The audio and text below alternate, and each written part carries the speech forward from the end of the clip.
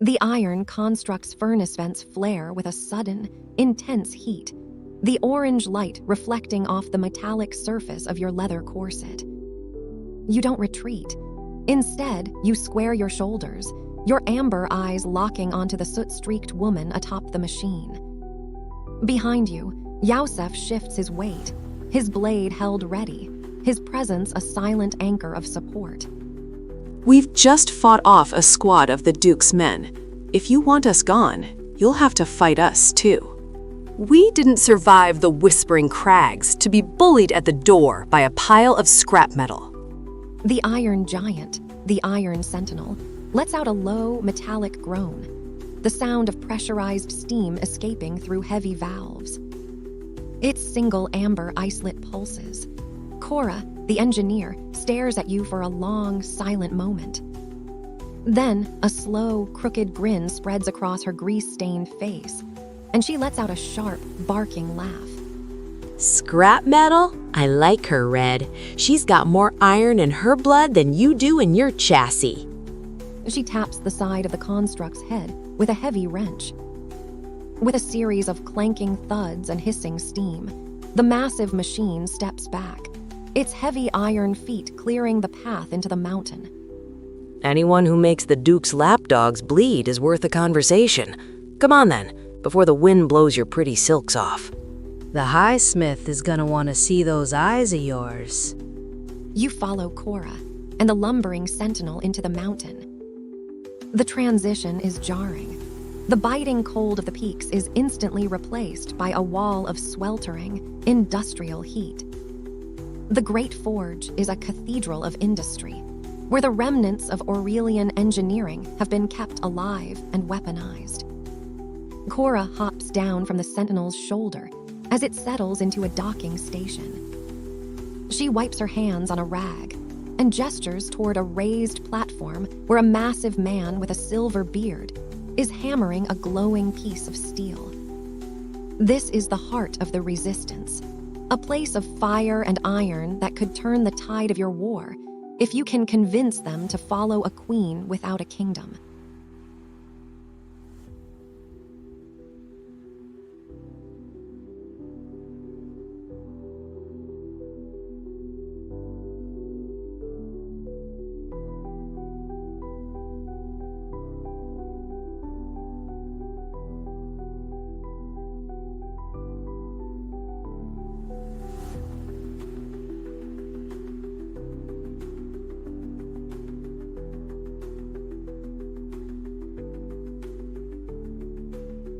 The oppressive heat of the forge is a physical weight, but it feels far more welcoming than the killing chill of the mountain pass. You turn away from the towering mechanical sentinel and the rhythmic clang of the high smith's hammer to look at Yosef. He stands amidst the swirling embers and steam, his exotic maroon robes looking remarkably out of place in this cavern of soot and iron. You reach out, your thumb gently brushing a dark smudge of coal dust from his high cheekbone. Your touch lingers for a second, a soft contrast to the harsh, industrial environment surrounding you. Still think the view is better out on the bridge? Yosef's green eyes crinkle at the corners, and he catches your hand as you pull it away, pressing a brief, warm kiss to your knuckles despite the soot on your fingers. The company makes the view, Wyndra. Though I must admit, I prefer the smell of wood smoke to the smell of grease. Still, it is a vast improvement over being shot at.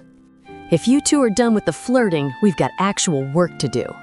My forge master doesn't like people standing around looking pretty while the Duke is breathing down our necks.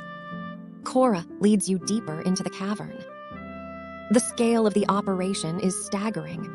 Rivers of molten metal flow through stone channels, and massive pistons driven by steam and magic hammer out plates of blackened iron. It is the heart of a war machine, hidden deep within the rock.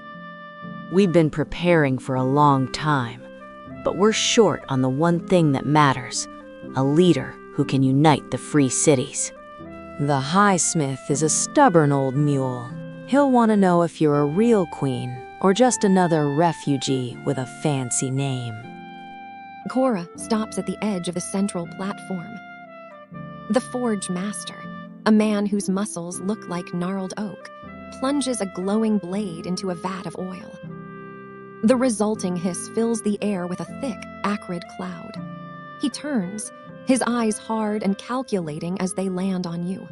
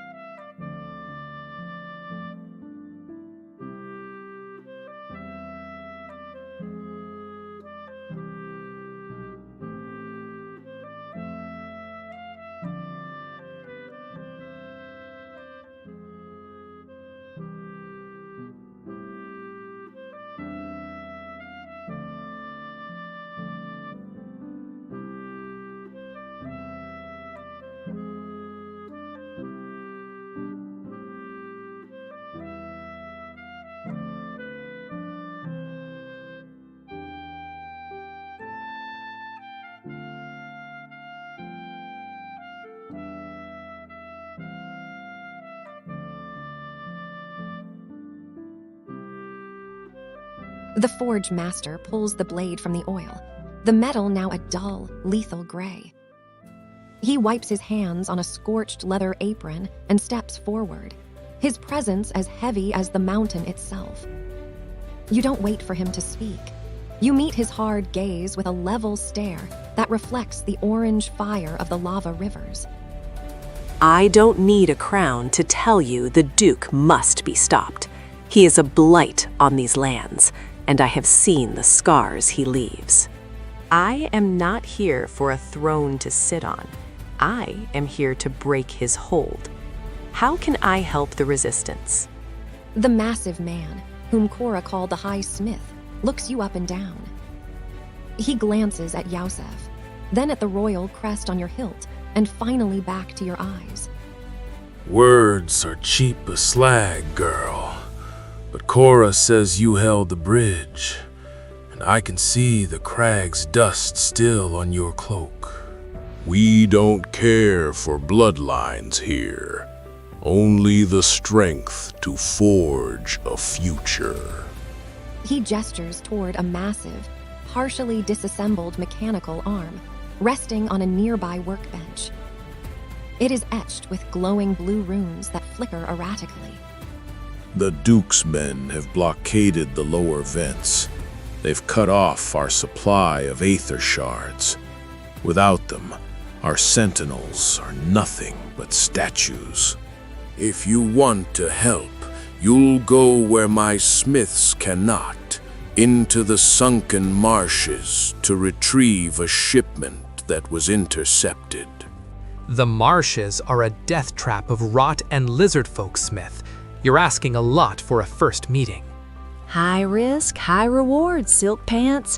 That's the way of the Forge. Hager watches you, his silver beard glinting in the firelight.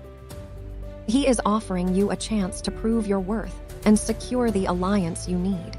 But the task is perilous and leads away from the relative safety of the Iron Peaks.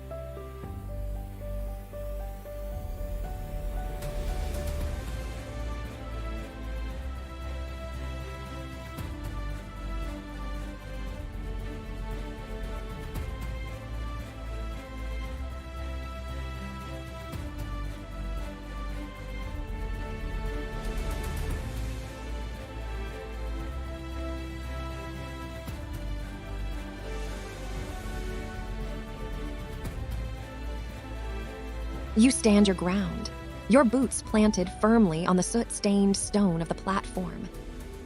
The orange light of the molten ore reflects in your amber eyes, lending them a predatory glint. You don't look at the rusted machinery or the glowing shards.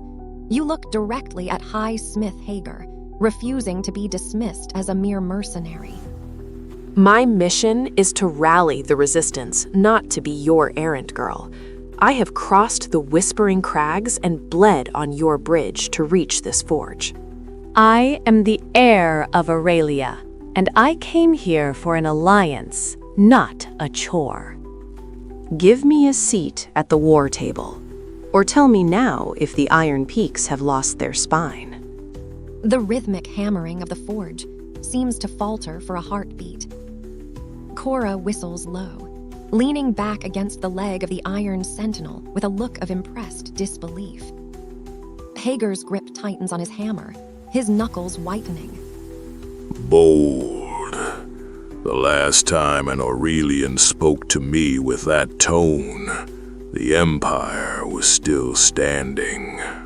You have the fire, girl, but fire without a hearth is just a wildfire. She is right, Hagar.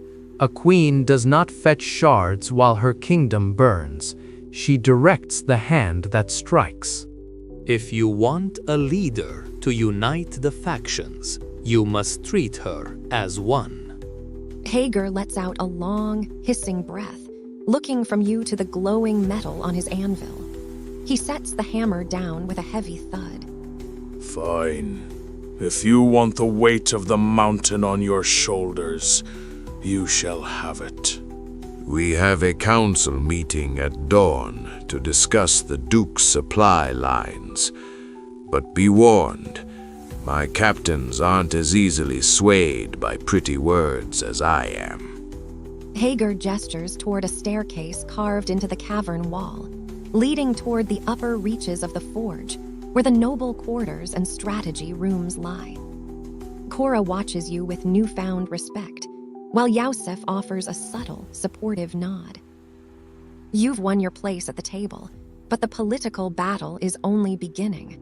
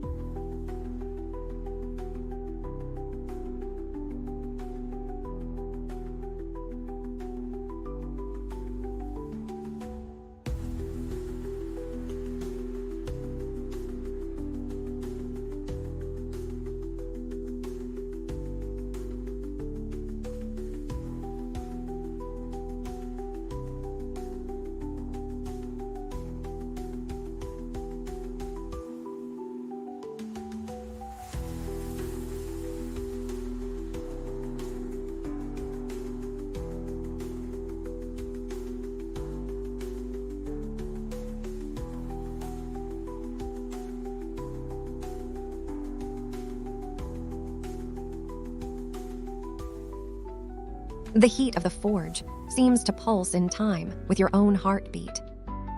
You meet Hager's ember-colored eyes with a steady, unyielding gaze, feeling the weight of your lineage finally aligning with the iron of your resolve.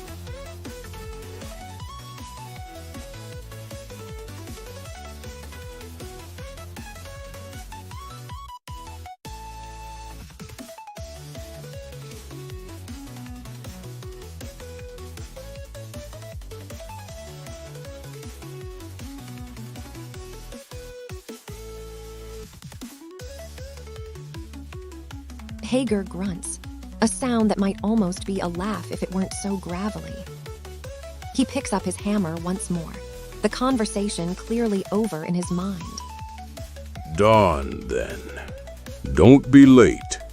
The mountain doesn't wait for anyone, not even royalty. The high smith returns to his anvil. The rhythmic asterisk clang asterisk of metal on metal, resuming with renewed vigor. Cora pushes herself off the leg of the iron sentinel, her brass goggles catching the orange glow of the lava. You've got guts, I'll give you that. Most people just tremble when the old mule starts braying. Come on, I'll show you to the upper barracks. It's cleaner than down here, and the air doesn't taste like a coal mine. The air here is thinner and cooler, scented with cedar and old parchment. Cora stops at the door of a modest but private chamber. This is yours. There's water for washing and fresh clothes on the trunk. Use them. You look like you've been dragged through the crags backward. As the engineer's footsteps fade down the corridor, you turn to find Yusuf watching you. The flickering hearth light plays across his features, softening the sharp lines of his travel-worn face. He steps toward a heavy wooden trunk at the foot of the bed. You were magnificent, Wyndra. Truly. Hagar didn't know what hit him. He gestures to the garments laid out, a set of practical, high-quality mountain leathers and a clean linen tunic. Perhaps a change of clothes. It might help us feel less like fugitives and more like the leaders Hagar expects to see at dawn. Better. I feel like I can actually breathe without a layer of dust in my lungs. Yusuf has also changed into a simpler, dark tunic that emphasizes the breadth of his shoulders. He watches you as you fasten the silver cloak pin, his green eyes dark with an unspoken intensity. The fire in the hearth crackles, casting a cozy, intimate glow over the small room.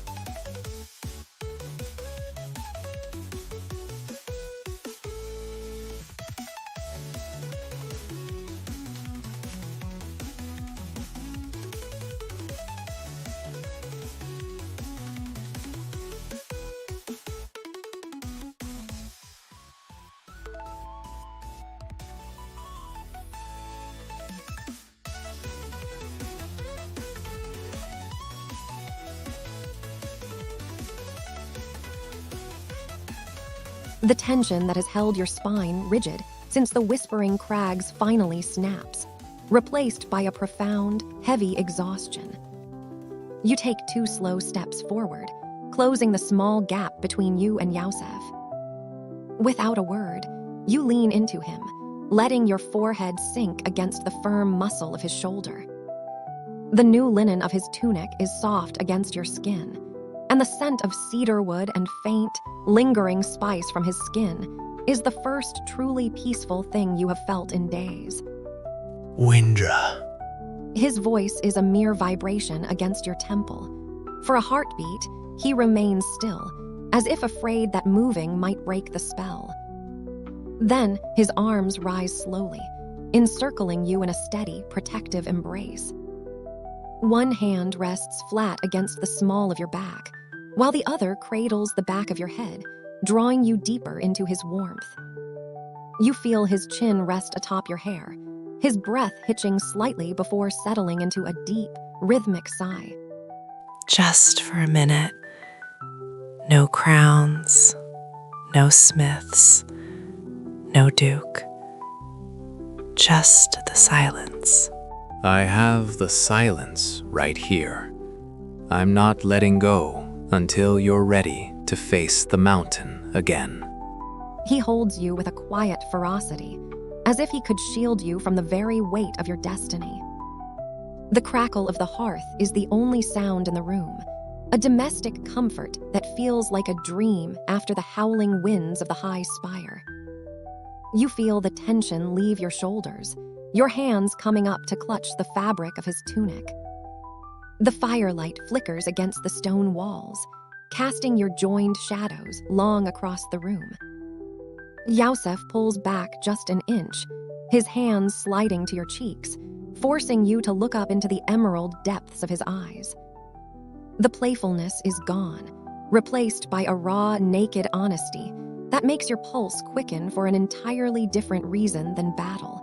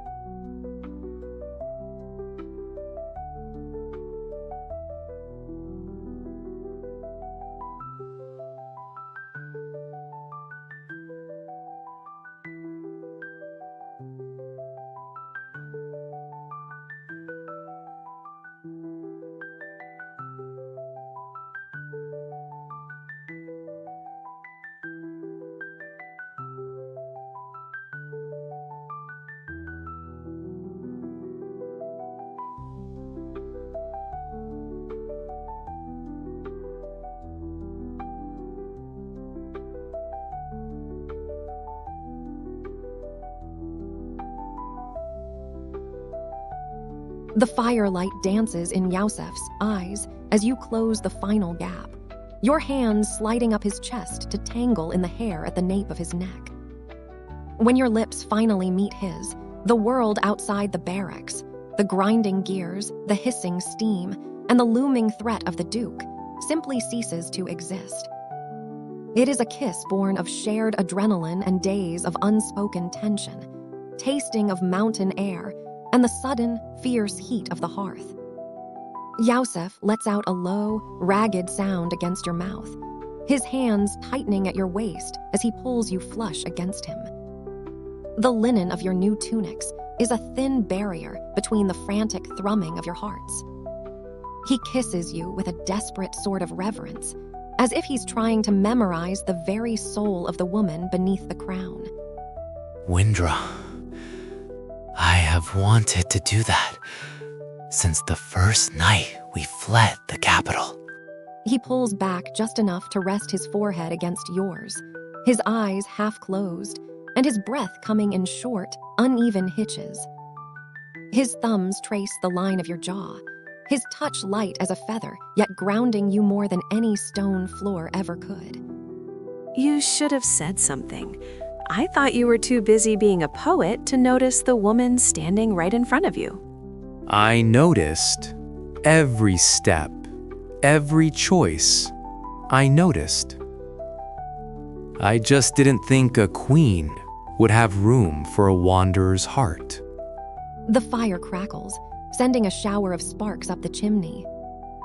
For a long moment, you simply exist in each other's space, the looming council meeting at dawn feeling like a problem for a different lifetime. Yusuf's hands slide from your face to your shoulders, his gaze dropping to your lips again before he looks toward the heavy furs of the bed. The air in the room is thick, with an invitation that has nothing to do with war or politics.